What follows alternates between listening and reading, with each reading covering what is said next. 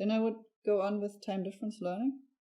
And if you remember anything from this crash course, remember this, because this is like a super cool, important concept. It's currently the most widely used concept in reinforcement learning.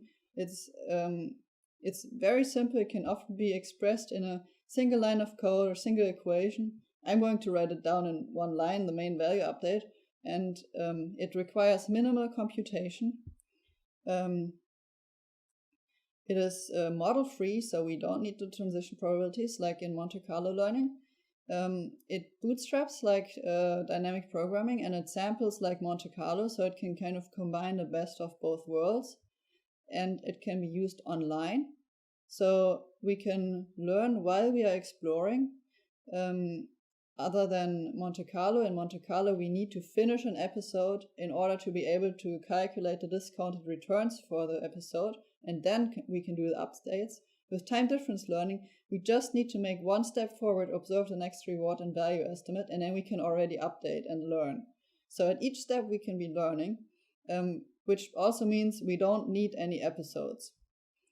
And yeah, it's a very promising method for learning in general. There's also evidence on a neuroscientific level and behavioral level that something like this may be implemented in the brain and play a role in animal learning. And basically we learn to predict, so no labels are needed, which makes it maybe the only really scalable method to learn under natural conditions. And yeah, later on we'll also extend it to multi-step prediction, which may be one of the keys to perception, meaning, and modeling the world. So it's a really, really powerful idea. So yeah, if you remember anything, remember this. Okay, so let's start with this really simple update rule, one line. And this is the main difference to Monte Carlo and dynamic programming. So how to solve the prediction problem, how to do the value estimate. Optimizing the policy is then done with similar versions of the generalized policy iteration as we had for Monte Carlo or dynamic programming. So adapting the policy is very similar. Okay, let's look at this value update. So we update the value of the current state by adding one term, which is, first of all, okay, let me get this color. We have a new variable, which is alpha. This is the step size, or learning rate if you come more from the neural network side.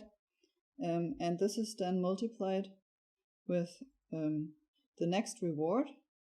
So here, this part that we need for our update, plus gamma discount factor times the value estimate of the next state, which here this, what we needed,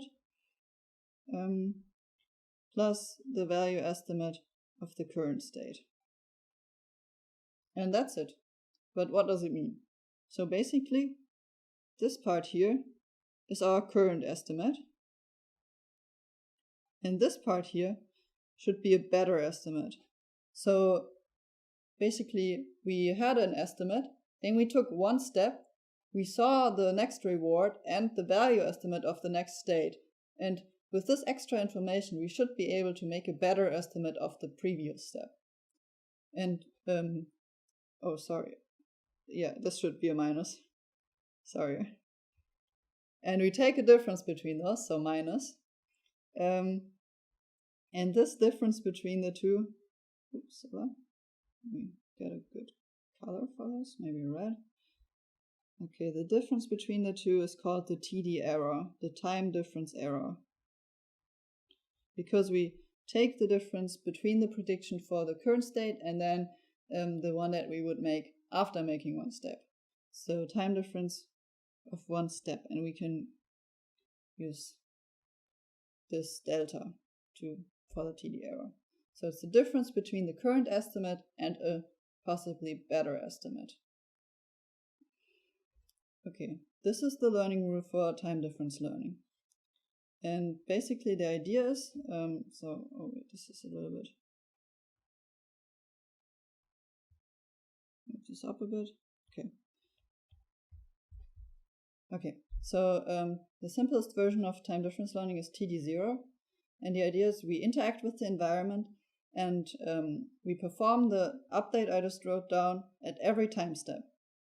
So we make one step, we update the update for the state. Next step, next update for the next state, and so on. And we do this while interacting with the environment. And often this converges faster on stochastic tasks than Monte Carlo. In practice, there is no theoretical proof for this yet. TD0 with a fixed policy plus some constraints on the step size is also proven to converge to the best value function under this fixed policy. Okay, let's look at some implementation of this. So one simple implementation of this is SARSA. It's an on-policy TD method, and it requires 5 things for the update, where you will also see where the name comes from. So we need the state at time t. We need the state at time t plus 1, so the next state. We need the action at time t and the action at time t plus 1. And then we also need the reward at time t plus 1. So we need the current state and action, the next state, action, and reward. And if you read this, it reads SARSA. That's where the name comes from. Okay, and we use Q values instead of V. Up here I wrote the update with V, but we just replaced this with Q now. Okay. Okay, there's some overlap here. All right.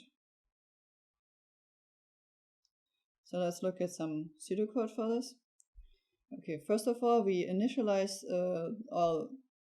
like a table for all Q values for all possible state action pairs again. And then we repeat this process for as long as we want to explore and learn. And we don't need any episodes, so we don't need to restart episodes or anything like that. We initialize one starting state, and from this we choose an action from the state derived from a policy using Q. So it could be an epsilon greedy policy, picking greedily the action with the highest Q value, and doing some random exploration with probability epsilon, for example. And then while S is not terminal in case of an episodic environment, we take an action A and observe the next reward and the next state, and then from the next state we pick next action using this policy derived from Q.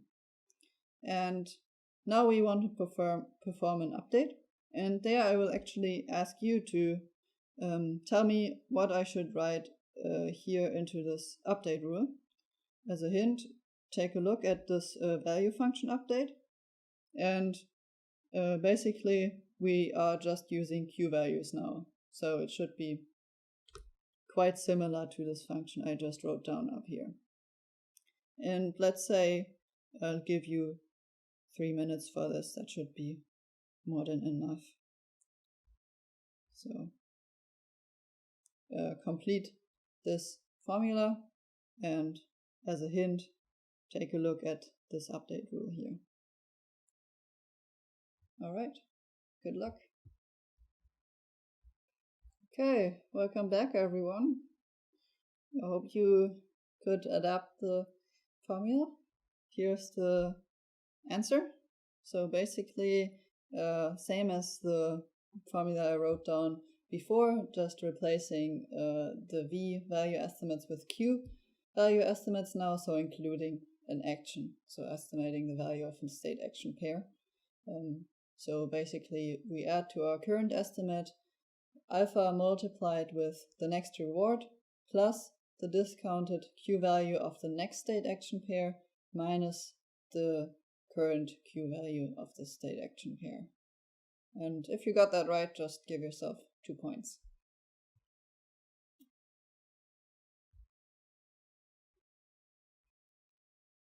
Okay, and then to complete this code, we in the end need to set the current state to the next state and the current action to the next action, and then just repeat this process for the next step. And that's SARSA. So Q-learning is now an off-policy time difference method, and it's very similar to SARSA, just that now we optimize a different policy than the one we use for experience collection. So again, we initialize Q values for all state action pairs. Then we initialize a starting state, and while the state is not terminal, we repeat this process. We choose an action from the state using a policy derived from Q. So this would now be a behavior policy. So that we just write that would be B. And then we take an action, observe the next reward and the next state. And then for the update, we again take alpha times the next reward plus, and now this is different. Well, first of all, we take the discount factor again, but now it is different. Now we take the greedy action, so the action which has the highest Q value from the next state, from all possible actions in the next state, and then, similar to before, minus the Q value of the current state action pair.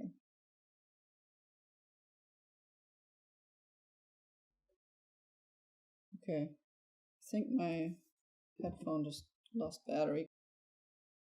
Okay, so the difference is in here. So now in order to update the Q value, we use the best action. So we use a greedy policy. We don't use for example, here we could use an epsilon greedy policy for this one.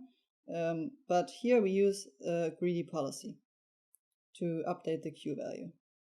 And also now we only need to reset the current state to the next state because we didn't pick a next action like here in SARSA from the behavior policy, because we just look over all possible next action and then take the Q value from the best one.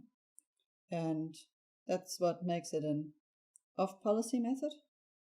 And like all off-policy methods, it has a higher sample variance, so it may have some problems converging, and it is less risk adverse. So it can be bad when you're using a real robot with which is expensive if it breaks, for example, because we are not optimizing the same policy that we use to explore. The explorative policy can be less risk adverse, but it can be better when you have a low cost, fast iterating environment where you but yeah, when you care about reward while learning, SARSA is usually better. Okay, then we have a few little extensions of those. So we have expected SARSA, which can be used on policy or off policy, and it basically generalizes Q-learning and reliably improves upon SARSA. It has a bit more computational cost, but it usually outperforms both SARSA and Q-learning. And the idea is to, instead of taking the maximum over actions here, we use the expected value under the current policy, which takes into account the probability of each action under the current policy. So how likely is each action under the policy? So we don't just look at what's the best possible thing that could be done, but what is actually likely to be done under my current policy. And that's why we use an expectation here. So yeah, it can have some performance advantages to do this. And then we also have double learning, which deals with the maximization bias of SARSA and Q-learning. So the maximization bias means that we use a maximum over estimated values to estimate the maximum value, which gives us a positive bias. So imagine we are in a state, and from this state, the true Q values for all actions from the state are 0. So the true values would be 0, but our Q value estimates are uncertain in the beginning, so they are noisy and distributed around 0. And if you then take the maximum of noisy values distributed around 0, the maximum is a positive value. So, but the true values would be 0, so the true maximum would be 0, which means we have a positive bias. And the problem here is we use the same samples to determine the maximizing actions as we used to estimate its value. And the solution could be to divide our samples into two sets, Q1 and Q2, which both estimate Q. Okay, and one of them we can use to maximize the action by taking the arc max of this first Q estimate, and the other one we can use to get the value estimate of this maximum action. And we can then repeat this with Q1 and Q2 switched to get a second unbiased estimate. So this might be a bit difficult exercise, but let's see. Take a look at this update rule, and now we want to use Q1 and Q2. And the question is, what should go into these gray boxes? So just as a hint, we want to update Q1 in this case. So 1 goes in this box. What goes here, and into this big box? And for the big box, just take a look at this line. And remember that a Q value usually also includes state in its definition. Okay, think about it for a moment and then go into your breakout rooms and talk about this, and I'll see you again in maybe 3 minutes or so.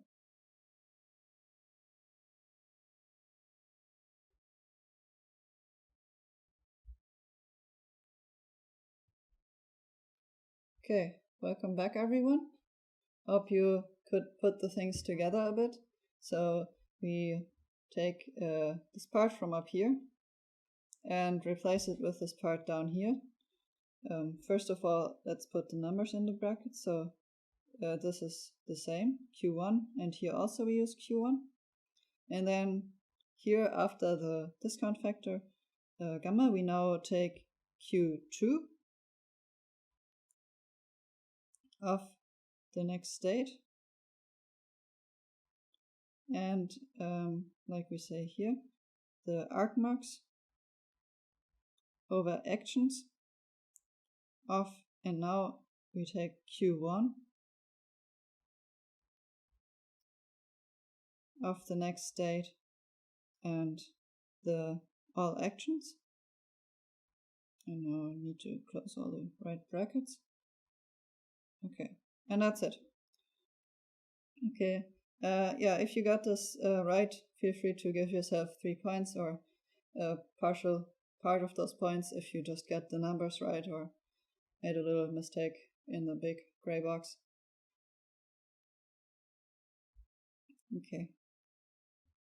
And yeah, that basically means that we have to keep 2 estimates, which means we have double the memory requirements because we have to keep Q1 and Q2 in the memory, but we have the same amount of computations per step because at each step we update only one of the 2 Q estimates.